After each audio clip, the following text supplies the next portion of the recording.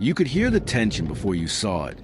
That low rumble of voices echoing down the concrete hallways of Graybridge Correctional Facility. Every new inmate was fresh meat to someone. And that day, the target was a quiet woman in cell C-14. Her name was Maya Reed, mid-30s, slim, composed, eyes that never flinched. She had arrived 3 weeks earlier and barely spoke to anyone. She read. She worked. She stayed invisible. But in a place like Graybridge, invisibility was bait. Yo, new girl, you think you're too good to talk to us? The voice came from Roxy Hale, the undisputed queen of C-Block. Tall, broad-shouldered, a history of violence that earned her respect through fear. Her crew, Tasha, Lorna, and Big D, followed her like shadows. Maya didn't lift her gaze. She was sitting on the edge of her bunk, stitching a tear in her uniform with small, precise motions. Roxy stepped closer. I'm talking to you, silent treatment. You deaf or just dumb? Before Maya could respond, Roxy slapped the thread out her hand. The needle clattered on the floor. The other women laughed. Maya simply blinked once, then lowered her eyes again, calmly picking up her thread. That reaction unsettled Roxy more than defiance would have. Look at her, Lorna muttered. She ain't scared of nothing. Maybe she crazy. Roxy smirked. We'll see how quiet she is after kitchen duty. Hello everyone. Before we begin today's video, I need your help. We have noticed that the channel is losing traction, and subscribing is one of the best ways you can help us. It's quick, free, and allows us to continue to bring you great content. Your support means everything. Let's keep this channel growing collectively. Where are you watching from? Drop your city and country in the comments below. Thank you very much. Now, let's get back to the story. By evening, tensions had simmered into something darker. Inmates whispered that Roxy was planning to teach the newbie respect.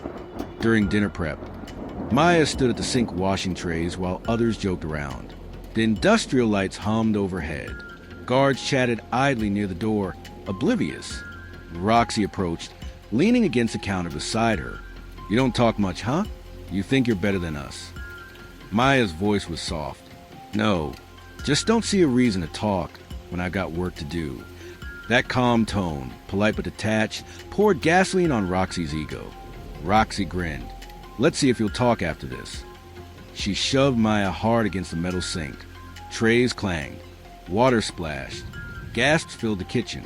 A guard shouted, "Break it up," but didn't move fast enough. Maya straightened slowly, eyes steady, her voice barely above a whisper. "Don't touch me again." Roxy laughed. Or what? That was the moment everything shifted. Maya didn't flinch. She didn't raise her hands. She just looked that slow, assessing stare. And for the first time, Roxy felt something she hadn't in years. Uncertainty. That night, Maya's name spread across the block. No one knew her background. Some said she used to work corporate. Others said she was military. But the truth was hidden behind sealed federal files. Maya Reed was no ordinary inmate. She was a former covert operative, imprisoned under a false identity after a classified mission went wrong. Even the warden didn't know the full story, only that she was restricted contact. Roxy didn't care.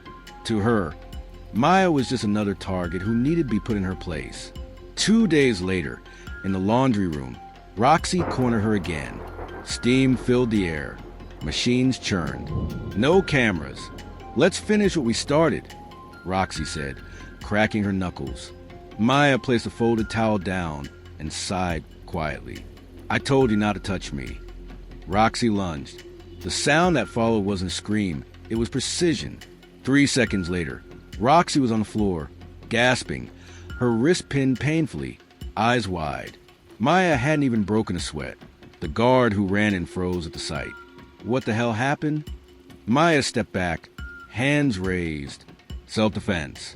Check the cameras. There were no usable cameras, but there were witnesses, and every witness whispered the same thing later that night. She didn't even try. It was like training. Rumors turned to fear. C-Block's queen had been dethroned. Quietly, efficiently, and with surgical control. By morning, Roxy's hand was in a brace. She sat on her bunk, glaring at the floor, humiliated. Her own crew wouldn't meet her eyes. Meanwhile, Maya sat in the common area reading a tattered paperback. A guard approached. Officer Daniels, one of the few who treated inmates like people. "Read," he said cautiously. "Got a visitor. Federal badge." Every head turned. Maya stood up, set her book aside, and followed him. In the warden's office sat a man in a dark suit. He rose when she entered. "Agent Reed," he said quietly. "It's been a while." The warden blinked. "Agent." The man nodded. This woman served 6 years under deep cover for a joint intelligence operation. She was placed here under protection, not punishment. The room went silent. Maya folded her arms. "So what now?" "Your clearance is restored," the man said, "and Washington's calling you back. We'll need you for one last briefing." Roxy, mopping floors outside the hall, overheard every word. Her face went pale. When Maya returned to her cell to gather her few belongings, the entire block watched in stunned quiet. Roxy finally muttered, "You could have hurt me bad that day." Maya looked at her, expression unreadable. "I don't hurt people for ego, only when I have to survive." Roxy nodded, shame washing over her features. The door buzzed open.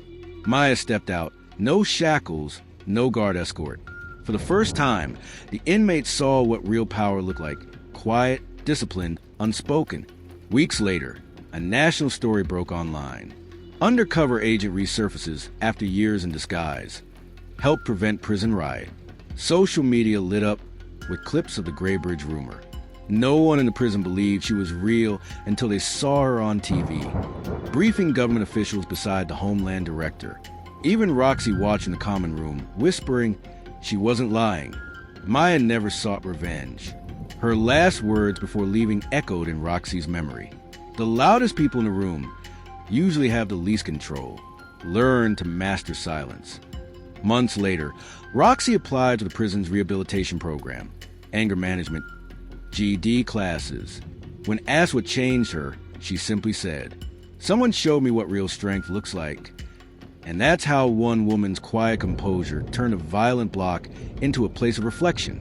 Because sometimes the most dangerous person in the room is the calmest one.